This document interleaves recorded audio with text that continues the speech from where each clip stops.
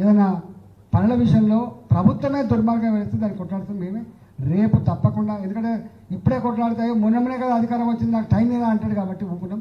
డెఫినెట్గా ప్రభుత్వ పరంగా పార్టీ పరంగా ఇచ్చినటువంటి 6 గ్యారంటీలు, 66 రకాల పనులు, 420 రకాల ఇండివిజువల్ పనులకు దాని మీద బరిగించి కొట్లాడతాం, పడతాం ప్రభుత్వాన్ని చెండాడతాం, వదిలిపెట్టే ప్రసక్తి లేదు.